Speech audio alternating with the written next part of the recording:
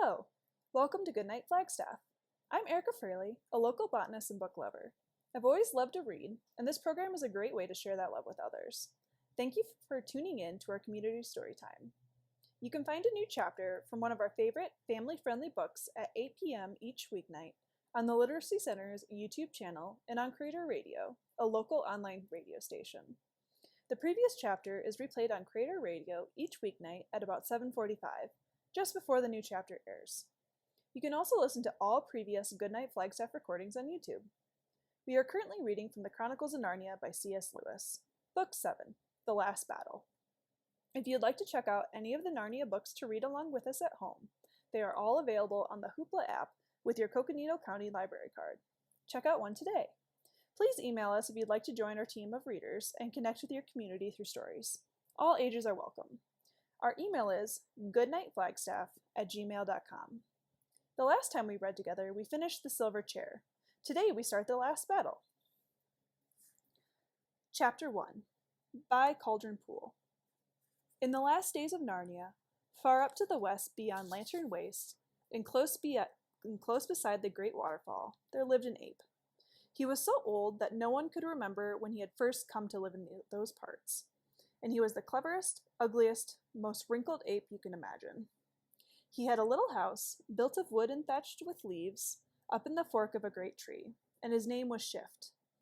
There were very few talking beasts, or men, or dwarfs, or people of any sort in that part of the wood, but Shift had one friend and neighbor, who was a donkey called Puzzle. At least they both said they were friends, but from the way things went on, you might have thought Puzzle was more like Shift's servant than his friend. He did all the work. When they went together to the river, Shift filled the big skin bottles with water, but it was Puzzle who carried them back.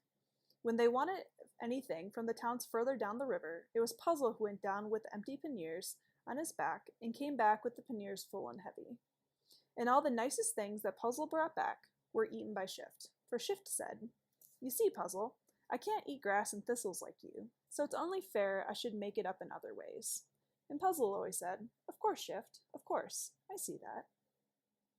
Puzzle never complained, because he knew that Shift was far cleverer than himself, and he thought it was very kind of Shift to be friends with him at all. And if ever Puzzle did try to argue about anything, Shift would always say, "Now, Puzzle, I understand what needs to be done better than you. And you know you're not clever, Puzzle." And Puzzle always said, "No, Shift, it's quite true. I'm not clever." Then he would sigh and do whatever Shift had said. One morning early in the year, the pair of them were out walking along the shore of Cauldron Pool. Cauldron Pool is a big pool right under the cliffs at the western edge of Narnia. The great waterfall pours down into it with a noise like everlasting thunder, and the river of Narnia flows out on the other side. The waterfall keeps the pool always dancing and bubbling and churning round and round, as if it were on the boil, and that, of course, is how it got its name of Cauldron Pool. It is liveliest in the early spring when the waterfall is swollen with all the snow that has melted off the mountains from up beyond Narnia in the western wild from which the river comes. And as they looked at Cauldron Pool, Shift suddenly pointed at his dark, skinny finger and said, "Look, what's that?" "What's what?" said Puzzle. "That yellow thing that's just come down the waterfall. Look! There it is again. It's floating. We must find out what it is." "Must we?" said Puzzle. "Of course we must," said Shift. "It may be something useful. Just hop into the pool like a good fellow and fish it out. Then we can have a proper look at it." "Hop into the pool," said Puzzle, twitching his long ears. "Well, how are we supposed to get it if you don't?" said the ape.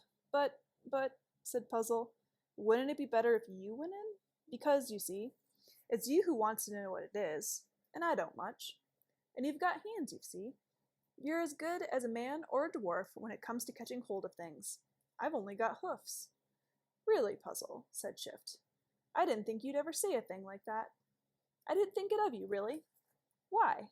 What have I said?" said the ass, speaking in rather a humble voice, for he saw that Shift was very deeply offended.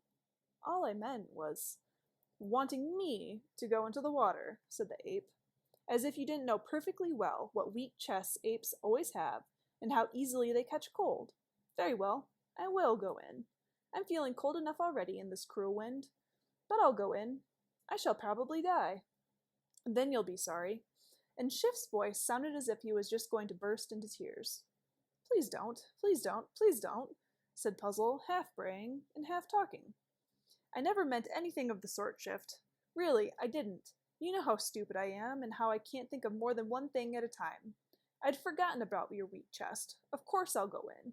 You mustn't think of doing it yourself. Promise me you won't, Shift. So Shift promised, and Puzzle went clop-de-clop on his 4 hoofs round the rocky edge of the pool to find a place where he could get in. Quite apart from the cold, it was no joke getting into that quivering and foaming water, and Puzzle had to stand and shiver for a whole minute before he made up his mind to do it. But then Shift called out from behind him and said, "Perhaps I'd better do it after all, Puzzle." And when Puzzle heard that, he said, "No, no, you promised. I'm in now," and he went in. A great mass of foam got him in the face and filled his mouth with water and blinded him. Then he went under altogether for a few seconds, and when he came up again, he was in quite another part of the pool. Then the swirl caught him and carried him round and faster, till it took him right under the waterfall itself, and the force of the water plunged him down, deep down, so that he thought he would never be able to hold to his breath until he came up again. And when he had come up, and when at last he got somewhere near the thing he was trying to catch, it sailed away from him, till it too got under the fall and was forced down to the bottom.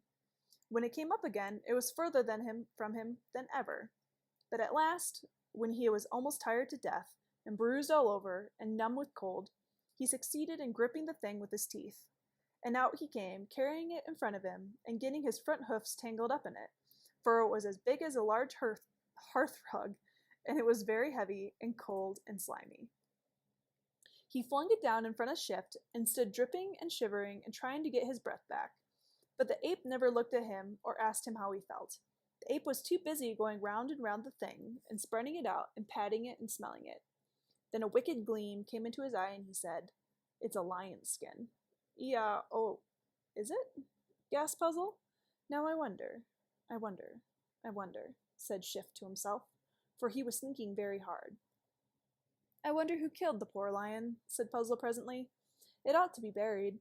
We must have a funeral." "Oh, it wasn't a talking lion," said Shift. "You needn't bother about that. There are no talking beasts up beyond the falls, up in the western wild. This skin must belong to a dumb, wild lion." This, by the way, was true. A hunter, a man, had killed and skinned this lion somewhere up in the western wild several months before. But that doesn't come into this story. "All the same, Shift," said Puzzle, "even if the skin only belonged to a dumb, wild lion, oughtn't we give it a decent burial? I mean, aren't all lions rather, well, solemn, because of you-know-who? Don't you see?" "Don't you start getting ideas into your head, Puzzle," said Shift, "because, thinking isn't your strong point. We'll make this skin into a fine, warm winter coat for you." "Oh, I don't think I'd like that," said the donkey.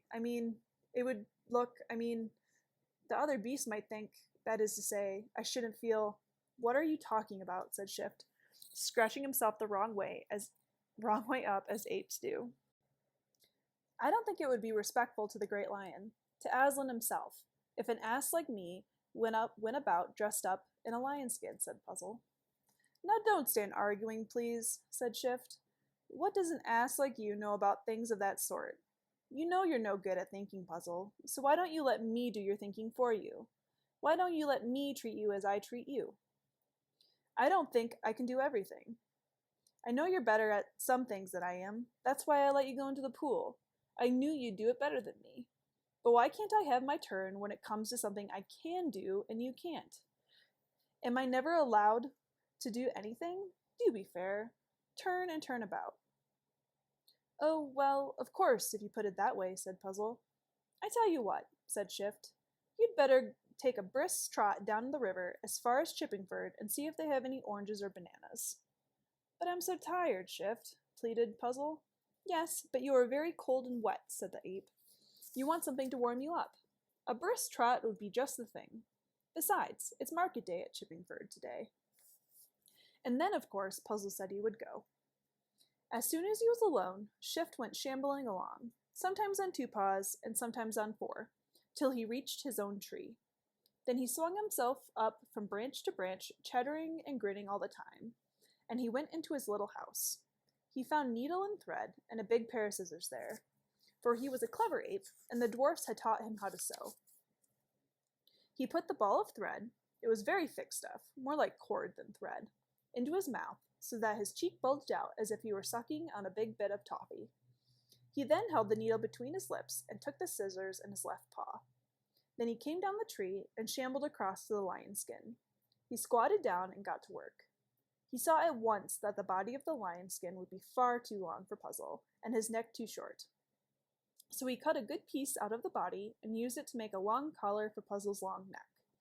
Then he cut off the head and sewed the collar in between the head and the shoulders. He put threads on both sides of the skin so that it would tie under Puzzle's chest and stomach. Every now and then a bird would pass overhead, and Shift would stop his work, looking anxiously up. He did not want anyone to see what he was doing. But none of the birds he saw were talking birds, so it didn't matter. Late in the afternoon, Puzzle came back. He was not trotting, but only plodding patiently along, the way donkeys do. There weren't any oranges, he said, and there weren't any bananas, and I'm very tired. He lay down. Come and try your beautiful new lion skin coat, said Shift. Oh, bother that old skin, said Puzzle. I'll try it on in the morning. I'm too tired tonight. You are unkind, Puzzle, said Shift. If you're tired, what do you think I am? All day long, while you've been having a lovely, refreshing walk down the valley, I've been working hard to make you a coat. My paws are so tired I can hardly hold these scissors. And now you won't say thank you, and you won't even look at the coat, and you don't care, and...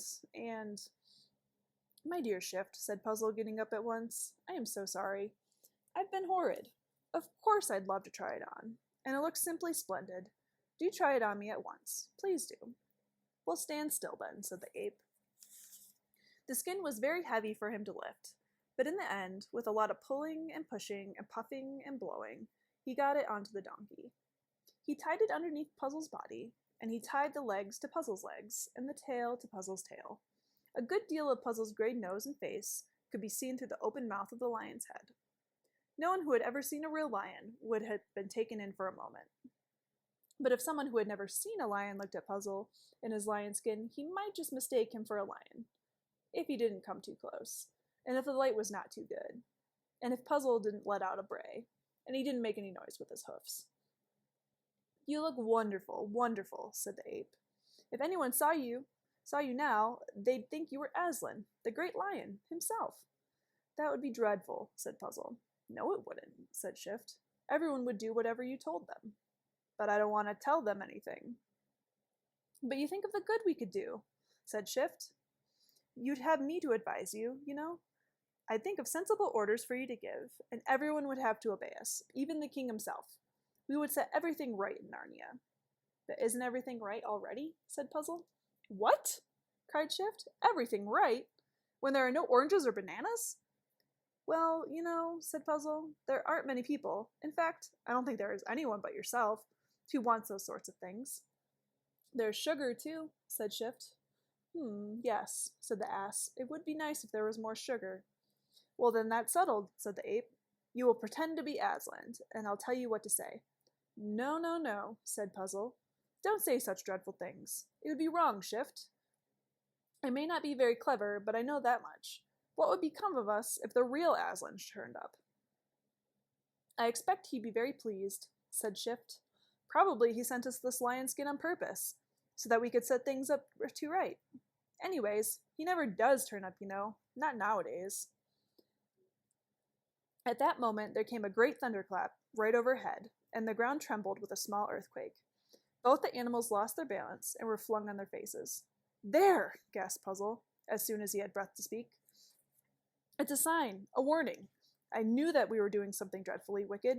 Take this wretched skin off me at once. No, no, said the ape, whose mind worked very quickly. It's a sign the other way. I was just going to say that if the real Aslan, as you call him, meant us to go on with this, he would send us a thunderclap and an earth tremor. It was just on the tip of my tongue, only the sign itself came before I could get the words out. You've got to do it now, Puzzle. And please don't let us have any more arguing. You know you don't understand these things. What could a donkey know about signs? Thank you for tuning in. Join us next time for Chapter 2 of The Last Battle. Good night, Flagstaff.